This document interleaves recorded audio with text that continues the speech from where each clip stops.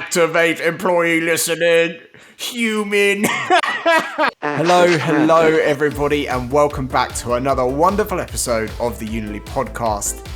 Today's very exciting topic, employee listening. What exactly is it, and how can you best harness that within your organization to maximize employee engagement? That's the topic. Luckily for me, I'm not tackling it alone. We have our wonderful podcast expert representative from across the Unily business. So let's hop in and say hi to a few of them now. So Alexa, let's start with you. Your first time on the Unily podcast, if I'm not mistaken. Yes, no, I'm so excited to be here and talk about employee listening. And for our listeners, hi, I am Alexa Pearlstein, the HR manager for Unily in the US. Amazing. So good to have you with us. And it'll be a unique take, actually, to be able to talk about how you implement employee listening as part of our own organisation.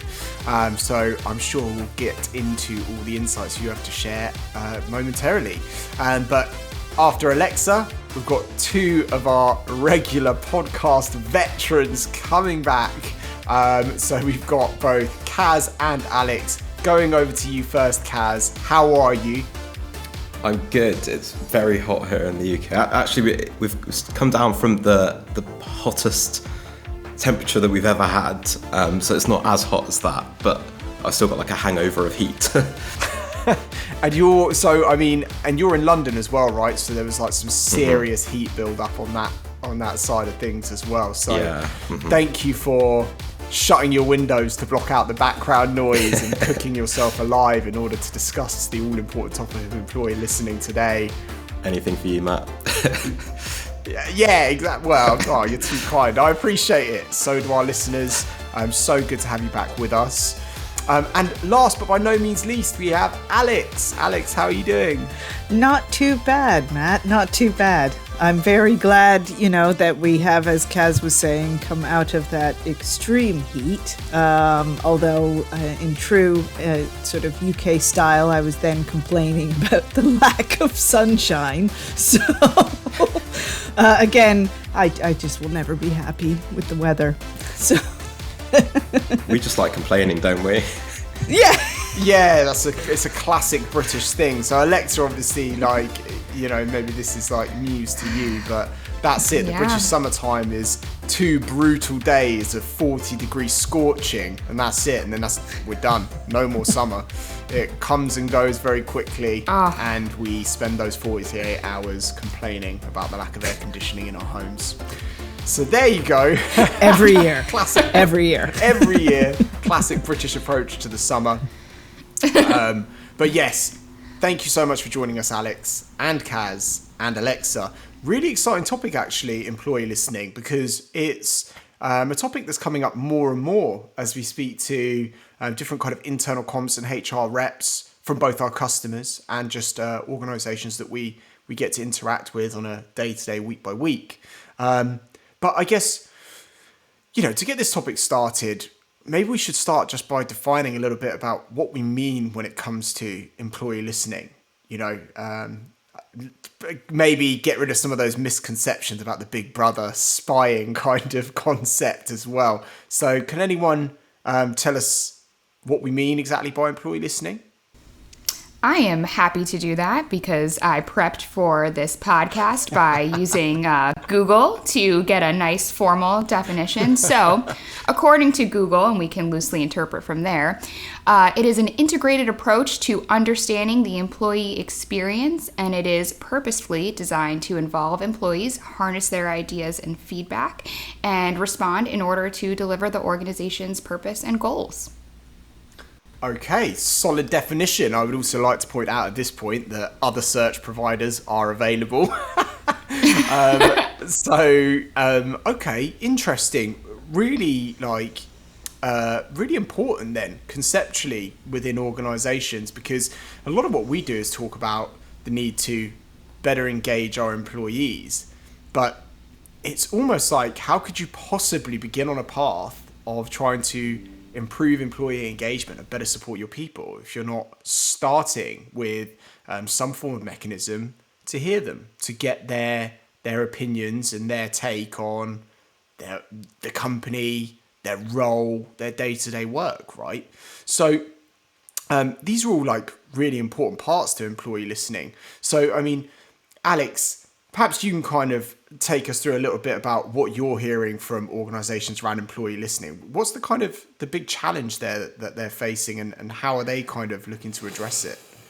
I think really most of the organizations that I'm speaking to are really challenged by a lack of platform in which to engage with their employees in a conversation, but not just sort of any old platform, because obviously, you know, most companies today will have formats like emails, or, you know, they might be using some sort of instant messaging. But for them, it's the consistency. It's to be able to equalize that employee listening, to be able to equalize the engagement across the entire organization.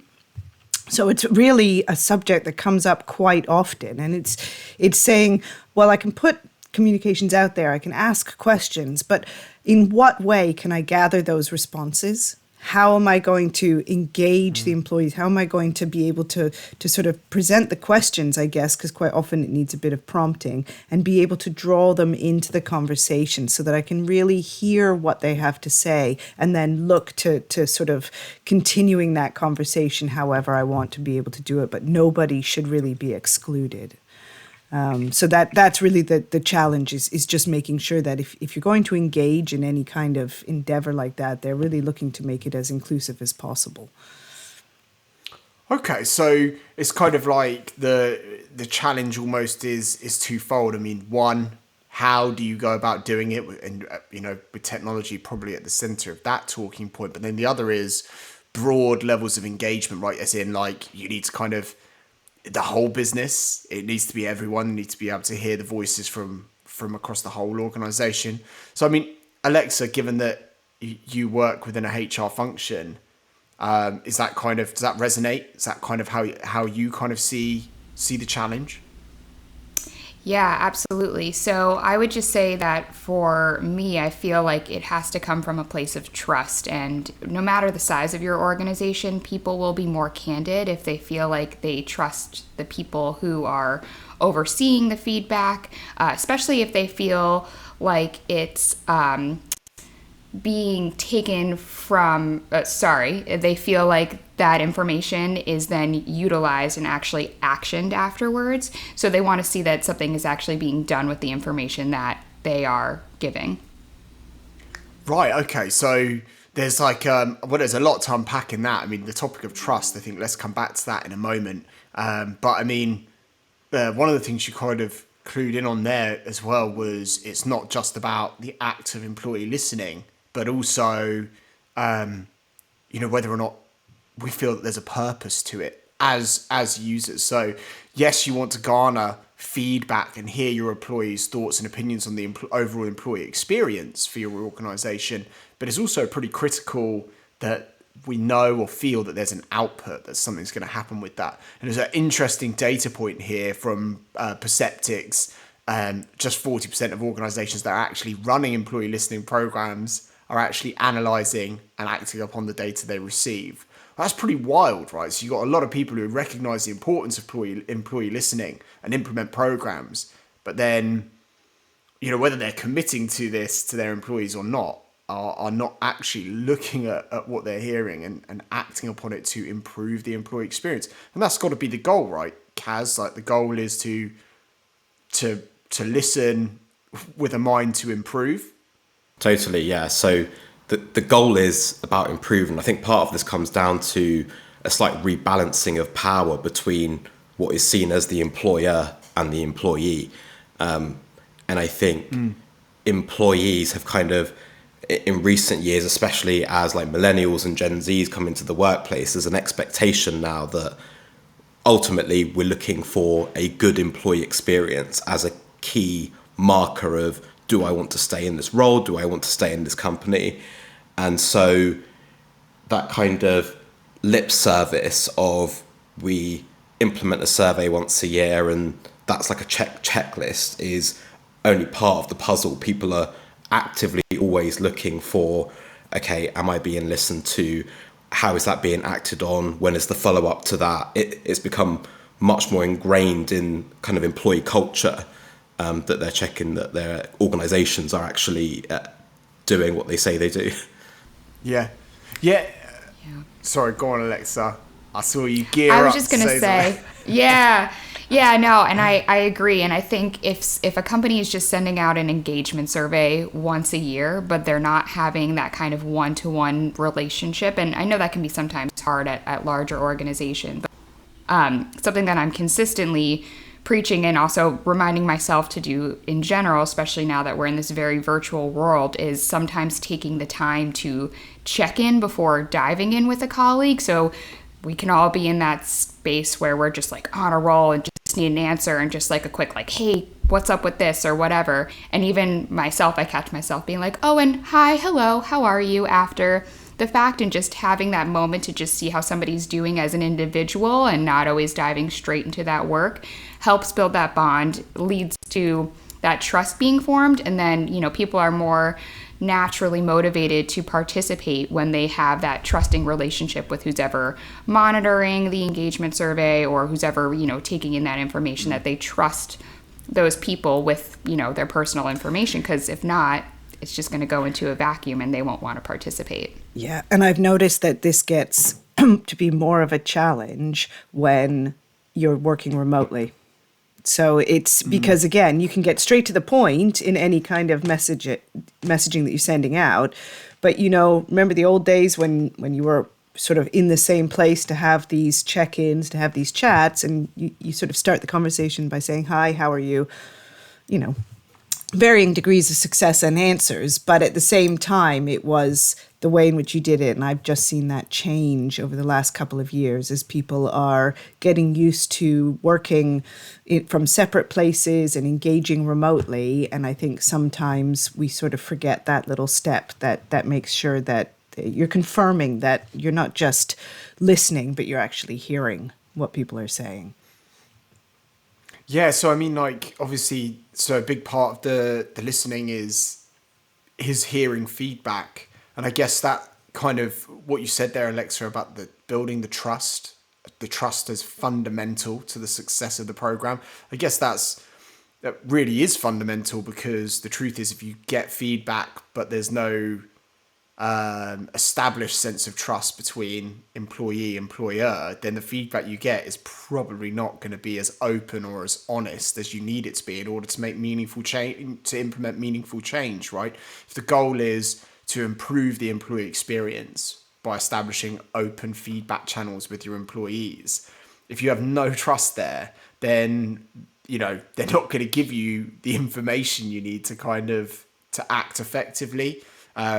Fear of saying the wrong thing or giving feedback which is viewed negatively. So like, I can see the trust being a massive part of that. And I mean, like, so then if we kind of jump to the end, and then we'll kind of come back and talk about strategies for implementing employee listening. I think it's always good to kind of say, well, yeah, how would we do it? What kind of advice can we give to our listeners about doing it right? But it'd be really good to kind of get a take from you guys now on what do you think the benefits are of doing it right? Anybody care to like weigh in on why? Why do you do employee listening? I mean, yeah, improve the employee experience is great for the employees, but what are the kind of organizational benefits, do we think? So I'm happy to start on this. I think so. When we started on, because we run like a masterclass series where we go around different cities and kind of talk about certain key topics related to employee experience. And one of the things we kind of looked at were changes or trends that happened over the last year. And one of the concepts that we came back to, kind of related to employee listening, was the concept of like the iceberg of ignorance, which is a really old concept, but kind of what it says is that the kind of closer you get to the tip of the iceberg, the less they understand the kind of broader problems, like the organizational problems. Whereas like the further you go down the iceberg at the bottom, which are really essentially your kind of frontline workers, they actually understand a lot more of the organizational problems. So aside from the employee experience side, if you are a leader that's way up the management chain, you've got ultimately value to harness by listening to people in and around the organization, because there are so many different perspectives, and ultimately they understand the day-to-day, the interactions with your customers. And so if you can effectively tune into that, you've kind of just got like a free way to really understand what are the challenges hitting those people, so that you can do your job effectively, manage better, and implement changes to the business that hopefully make it a better business, hit the revenue, for like improve revenue, for example, and ultimately run a better business. Yeah, no, it makes a lot of sense. We often talk about that dynamic, don't we, at Unily, like EX equals CX. Great employee experiences often translate to better customer experiences, and there's that kind of odd dynamic, really, where those who often have the least heard voices are the closest to your customers. You have that large kind of frontline workforce interact with your customers day to day, but often they're the people with the least kind of mechanism to actually share feedback, share ideas on how the business can improve, which ultimately translates to better customer experience and therefore more profitability for the organization, or likely increased profitability for the organization. So I think that makes a lot of sense. We kind of, we realize that, we recognize that kind of odd kind of gap that we face from frontline to head office. Also, like another interesting point here as well from Gallup was that their research suggested that organizations that were conducting regular and consistent feedback were reducing their employee turnover by as much as 15%. And that statistic isn't even predicated on acting upon it, right? So we just talked about how important it is to act on the detail you get out and how few organizations do that. But they report 15% just from actually having a program, let alone if you actually take the ideas and improve your business with it, right? You start to reduce employee turnover because people want to feel heard. I think the key to that as well is, and maybe I'm over listening, but the key to that is probably the feedback element. It's like, if you're going to put it out there and you're going to ask those questions and you're going to reach out sort of to the bottom part of the iceberg, maybe for the first time, maybe for, it's been a long time, then being able to respond in some way as well. So it's that acknowledgement that I find quite often in unsuccessful feedback. It's because that acknowledgement is missing. It's like, I asked you questions, and this is to that building the trust point as well. And then you responded and you were pretty honest, and I've not responded in turn. I've not said, I'm not saying respond with the solutions. It's really just saying, thank you so much for the feedback. Because, people take the time to say these things. And if you want to engage and you want to say that you're actually listening, then say something back, because that is a good indicator that you are. And people are increasingly time poor as well. Yeah. So, I mean, when they do take the time to give feedback, we really should do more to listen, I think. It's really important. And it can be that they feel misunderstood. So, sorry. Yeah. No, 100%. So now we obviously invited Alexa along today as a HR representative from Unily. But here's another interesting question, because we obviously hear this from both sides. I think there's roles and responsibilities is always a difficult topic to tackle, especially when it comes to employee experience, employee engagement. Huge, monolithic topics, covering all aspects of the employee life cycle. But employee listening, do you think that, is there a single function that owns it? I mean, that's an open question. Yeah, I mean, I definitely think it has to be a partnership. Of course, at the employee level, they need to be engaged and participate. And then, for us here at Unily, it is HR's responsibility to partner with senior leaders to, first and foremost, if we're starting to move away from, okay, we've gotten the feedback, we know the end result is action, but let's talk about that journey along the way a little bit, right? So I think that there's some elements that need to go in there, because you're getting this feedback. there's a level of validation, right? Like, are 2 or 3 people saying one thing that's really impacting, a certain score, let's say, but there's an underlying issue. So can we go in and solve for that issue and change that result? Or maybe it was just this small group of people having this issue, but nobody else feels this way. So sometimes we have to take it to the next step, dive deeper, have follow-up conversations before you can even get to that end result of action. And then the other thing too is, yes, I do believe that things are more well received when senior leaders are engaged and actively participating, because that motivation does bleed top down. And when we're feeding that information up, it has to be that group effort completely. But I also think it's about bringing the employee along the journey to that action item at the end. Okay, so we have a problem. There's people that probably have ideas on how to, get to that solution. It's about engaging them, working with them across that journey, because I think it's kind of, it can go dark in the middle, right? You give your feedback, and then at one point there's action.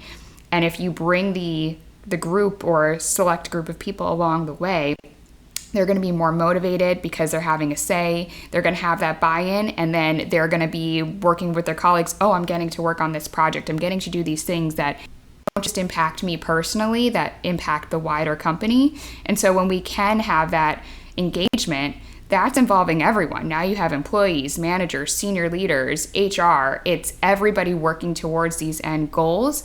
And I think when you can do that, that's the most ideal scenario, is just diving deeper and also just being transparent about, yeah, I heard this.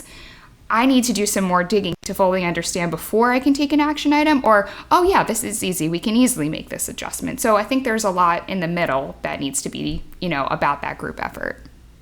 It sounds like it's quite a complex, I guess, like cycle, which has many different arms to it. So you've got like the listening part, you've got the action part, you've got the communicating it back out part, and all of this kind of needs to work together to ensure that things are being acted on, people understand that they're being acted on, that you're then listening back again after that, and then it kind of goes round and round again. It's like, I guess it's not easy, which is what one of the troubles is, but it's important that you kind of understand that it's not just about that listening part, but it's about understanding who you need to involve, at what points, how you communicate it out. So not an easy job, Alexa.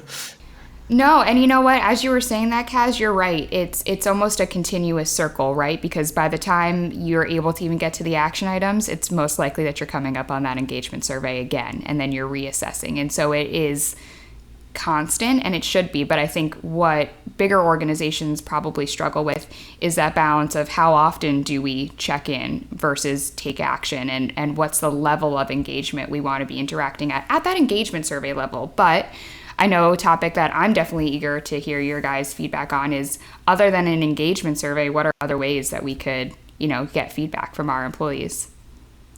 Yeah, that's like a really good next transition. I mean, in the conversation is the advice, right?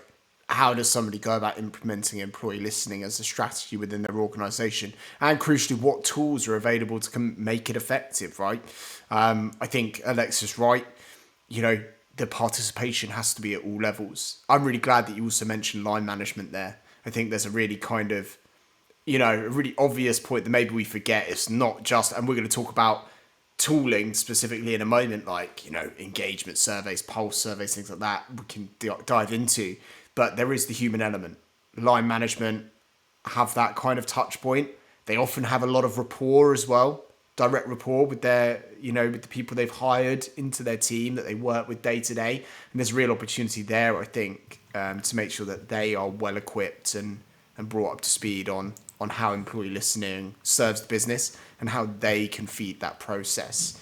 But yeah, okay, going with Alexa's thought, what ways do we encourage our clients to think about technology and how it can support employee listening? Anyone want to kind of throw some things at the wall? Yeah, I was just thinking, is everything kind of a riff on an employee survey? But I think, there are lots of digital channels in order to sort of gauge the listening. And I think it's about saying, we're going to do this in a sort of multi-channel approach. So, but how do we handle each one individual? So with a survey, you're able to sort of put out the questions that you want answered. Hopefully they're very carefully crafted. It's not any old survey. Maybe you back that up, or maybe the survey is very specific to particular groups. So you've sort of designed a few different sets of questions. Then on top of that, do you have a way for your employees to simply drop maybe proactive feedback in? So, I guess for me, the challenge would be if you're saying, well, we're only going to listen once we've asked you some questions, then I think you've sort of cut off half of your opportunities. There should be things that are always there and available, and maybe you highlight them in some way, so promote them somehow on a sort of a homepage or anything like that. But being able to let people just drop their thoughts somewhere and know that there's a place that they're going. Those conversations that managers have with their teams are invaluable. One-to-ones, team meetings, for people to feel like they can just say something. So that's a little bit of the spontaneity. It doesn't even have to be two people in the same room. It could still be done through technology and the sort of channels you have set up. And then maybe have like some sort of suggestion box approach. There's also that's saying, it's very similar to people being able to drop ideas in proactively, but if you had it set up as a whole kind of suggestion box, dare I say it, ideation idea, where people are really feeling like there's a place I can go and put this thought together, and then it's not really about the higher ups maybe looking at it and responding. It's about my colleague and my cohort being able to respond to that because they can see it. It's visible. Some things should not be visible widely, but some things really should. And it's saying it's not an either or. It's all of these are options. What suits what individual, what group, and then what suits what particular set of questions, and what kind of feedback am I hoping to get, and therefore what do I want to achieve? There's something you said there that kind of sparked off something in my mind, which was the first one, which was about that kind of like every day, like being able to be heard every day from an employee perspective. And I remember seeing recently one of our clients, Selco, here in the UK, they launched their employee experience platform and written up a case study about it. And what I saw from the images was that on their homepage, they had essentially a pulse survey that is persistent across every day, and every day an employee can basically, on a scale of sad face to smiley face, put in how they feel, and then put in some text as well, and they can kind of resubmit that every day. And I think that's a good, essentially a temperature check where it might not necessarily be about something work related, but it allows you to kind of have like an emotional check-in as well. So from more like a well-being perspective. So it's kind of like a different way of listening and understanding that, it's not just about, okay, there are formal questions that we want to ask. Do we have trust in our leaders? Do we have a good work culture? These are things we want to measure every year, check that we're improving on them. But then there are also that kind of day-to-day employee listening and well-being aspect that we kind of want to make sure that we're checking in. So after you said that sparked that example in my mind, because I remember seeing it on their site being like, that's a cool idea, more people should do that. The second one was, you mentioned kind of ideation, and this is something which I guess kind of more sits in Unily aspects, more sits in my remit, because it's kind of within the product management and product marketing function. But ultimately, we're in the business of employee experience platforms, and our employees every day are using our platform, and they're working with customers on that platform. And they have unique insights that only they would have from their experiences. And we get to use our own ideation platform for employees to essentially say, hey, it would be cool if you added this in the product. And it's almost like the third or fourth type of listening we've kind of identified here, because we've spoken about, listening to the culture, understanding like employees' well-being. We've kind of now got their more, in a way, productive or productivity type of listening, which is our employees have unique insights about our business which we can unlock, and that's something we need to tune into. And ideation is an example of a formal way that you can let employees contribute to that. In our one, you can vote on it and stuff. So we have a way to kind of see what's a popular suggestion as well. So that was another thing that sparks when you said that. Yeah. And I wondered as well about the different channels. So you're talking about product feedback. Don't underestimate what people actually want you to listen to. You might be saying, how's your well-being? How are you feeling today? But what if I work somewhere where it is, productized, or there's something in particular we're selling and you haven't opened that channel for my feedback? And that's really what I want to talk about and be heard on, because I'm spending my days working for you. I want to talk about what we do as a business. So it's being able to open those up and maybe not shut down any opportunity, just reflect and review down the road.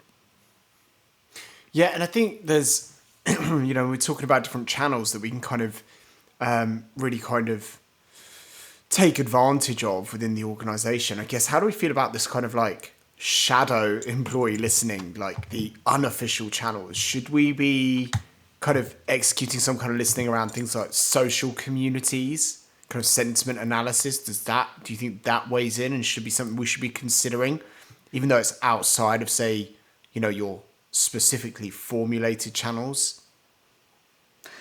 I think it's extra important because that's the raw, candid feedback, is when, again, building from trust, of course.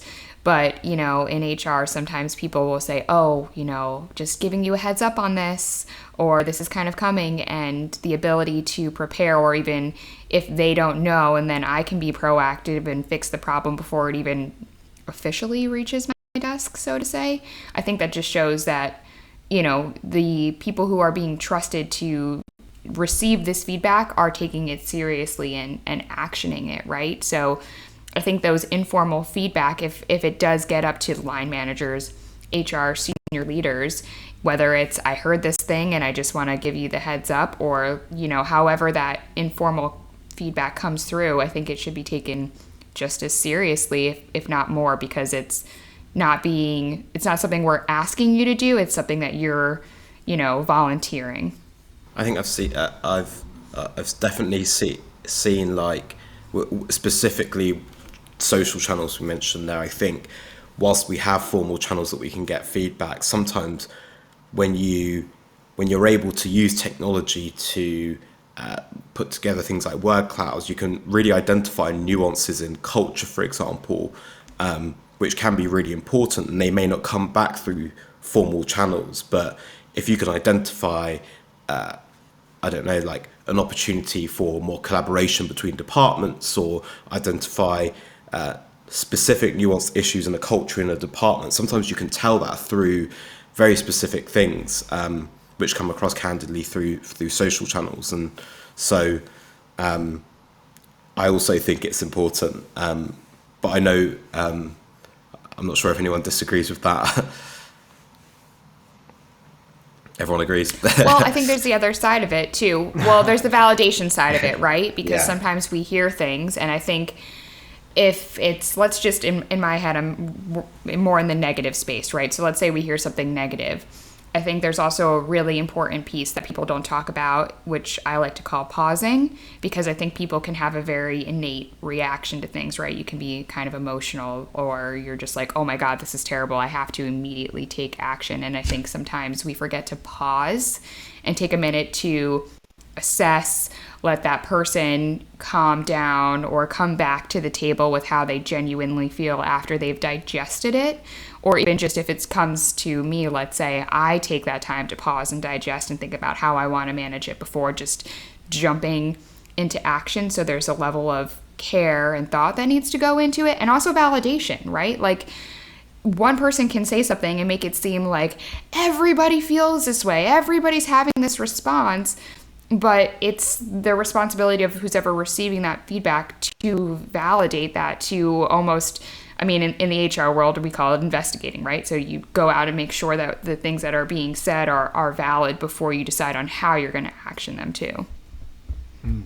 Yeah, I think that makes a lot of sense. I think that's Really important. And do you know what the other thing as well, if we go all the way back to when we talked about different ways that we could go about kind of eliciting the employee feedback, one of the good things there was that straight off the bat was that Alex talked about something which was non-digital in nature. And I think that is pretty important as well, because while technology is a great enabler for employee listening campaigns, formulating an actual strategy that says here's all the different channels by which people can give their feedback, and that we can kind of take it and analyze it. For those organizations with frontline worker cohorts, with people who are not glued to a device during their work day, you have to provide mechanisms for them as well. And I think, it's those, as you said, Alex, it's the feedback boxes, a slip of paper, anonymous, jot down an idea, jot down a piece of feedback, drop it into a box, right? Where if something comes up, an employee wants to express that and know that it's going to be read, you're providing mechanisms no matter where they are or what they do within your organization to give that feedback. And that, the other side of that, as I talked about before, is line management.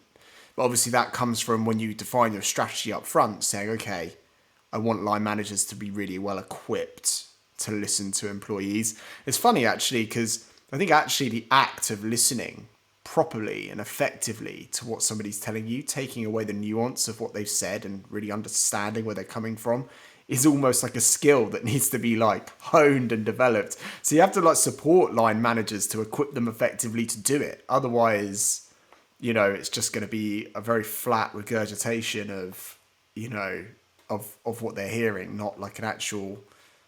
they need to be supported in that process. But again, line management provides that non-digital, very human as well, very human way to do active employee listening programs within the organization as well. And it's a big part of that role. Yeah, what is kind of part of what you sign up for when being a line manager is you are essentially a form of a formal channel of listening. And so, definitely organizations have a role in harvesting that, but it's important that we literally understand that it is part of that role that essentially you sign up for. Yeah.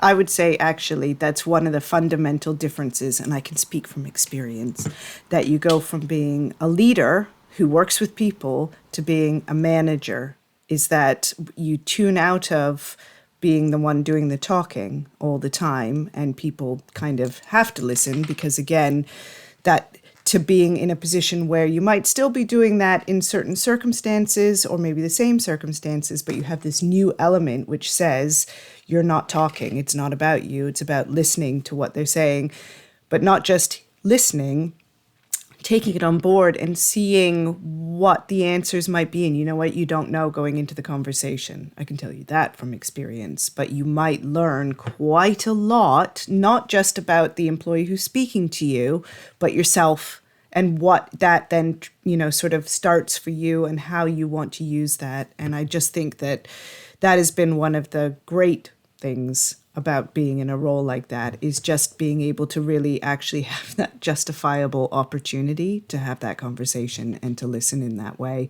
and to be able to do something about it as well. I think my favourite manager ever was someone that I barely have ever heard speak during meetings, and then I'd speak to him after, and you'd have all his insights, so you kind of have that side of it. So it's kind of interesting as well, because you kind of grow up thinking that the big boss is the person that just talks and everyone listens, and in reality the best experience I had was someone that would spend 95% of their time listening, and that 5% of that time kind of digesting, acting on it, and kind of breaking it down. So it's definitely a change from what you might expect. I guess that kind of brings us full circle. So we kind of just then at the end there, Kaz, you were talking about somebody who acts upon it. So then I guess that's the final piece of the story, right? We talked at the start about how few organizations actually act upon the information they get. And I guess as a final question, it's obviously impossible for us to act on all the feedback, but do we really think that action is the most important thing, or do we think the communication is enough? Is it enough to acknowledge that we've heard the feedback? knowing that we can't possibly act on all the feedback we get? Where do we think we draw those boundaries? It is, because the thing is like you talked about closing the loop, right? And that's the thing, employee listening, it's, we talked about Gallup saying 15% reduced turnover just by having an active listening program. But then how do you close the loop effectively? It's got to start with comms, I guess, right? Even if it's to say, we heard what you said, but we're not going to address that right now. Is that okay to say? I think it's the transparency piece, right? It's saying, what are those small wins that we can do easily to make people happy? For example, I had somebody in the office say, hey, can we get a cutting board? I'd love to cut up some lemons and put it in my water. Sure. Easy win. Why wouldn't I get the cutting board, right? Yes. Yeah. And that makes them happy, right? But then when somebody wants to make a fundamental change, that's on such a large scale, right? And it could be a known issue, but there's so many different stakeholders, implications, things like that. It's taking the time to say, I can give you this cutting board, sure. This other problem you have, well, this is going to take time. This is going to take investigation. This is going to take, a lot of groups coming together. And while we are addressing it, maybe we can't really tackle it until Q3 or Q4 or whatever it is. And just being, again, transparent on the reality of actually, getting it done or just the time frame. Sometimes people just need to have an expectation of when versus how or what the actual outcome is going to be. Transparency, that's it, isn't it? That is the kind of the fundamental thing. You don't want to feel like your feedback has just gone into a black hole. So yeah, even if it means that you have to swallow the thing of this is going to take a big effort to resolve or whatever, it is that transparency thing. Cool. Well, I think that's been a really good discussion, actually. I've learned a lot just by kind of hearing your guys' thoughts and opinions on employee listening and how you can kind of implement those kind of programs. So, does anybody have any kind of final thoughts for those people listening right now thinking we need a more kind of active employee listening program in our business? Can you guys think of a piece of advice that you would kind of give? And I know you've given loads already as we've been through the session. Plan it out really well. Effective employee listening requires that you put some thought into how you're going to accomplish it. And there is no single right answer. Be prepared to sort of try something, and maybe it's not as popular a mechanism as something else, but give people lots of opportunities to feedback on lots of different things. Yeah, that's a good one. I think, I completely agree with that one. It's like this, the fact that you're trying to listen more closely and do more is an excellent starting point, recognizing you need to do more of it. That's a really good way to look at it, I think. Kaz, Alexa, you run employee I'm ready listening. to go. Yeah. Sorry, Kaz. I'll just take this one and then I'll be done for my piece. I think the other thing that's really important is flexing different communication styles, right? The way that you communicate with somebody isn't necessarily going to be the way they want to communicate back. And I think as we talk about employee listening, right, we're probably thinking about mostly from our own perspectives of how we want people to listen to us, and that's what's driving our perspective. But I think if you genuinely want to speak to a large group of people, it is, yes, knowing who you're speaking to and being able to flex different communication styles to elicit the way that makes them feel most comfortable to give that feedback. Kaz, over to you. I'm done. That's exactly what I was going to say. Oh, even better.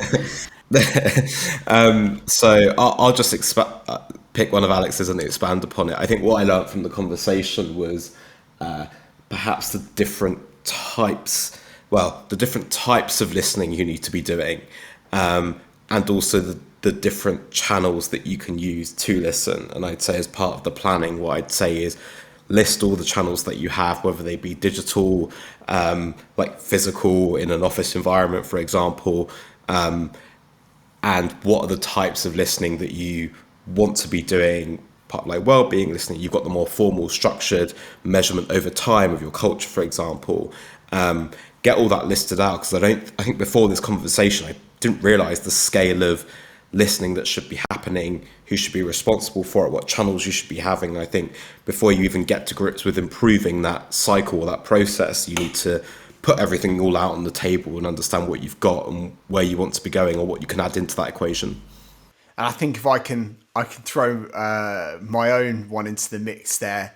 I think a really important thing is to get leadership buy-in. I think it's really important that from the outset, when you're going to do employee listening, that there is a commitment from the top of the business to make it work. We talked about whether communication is enough, right, of an output from it, but in reality, it just isn't, is it? Right? You know, if there are notable, even small wins like the chopping board scenario, you want to have leadership buy-in from the start to address small problems quickly and easily to improve the employee experience, right? We want our employees to be healthy, well supported, to be able to thrive and really kind of do their very best work because they get the kind of, the most basic things that they really want in the workplace kind of are there for them.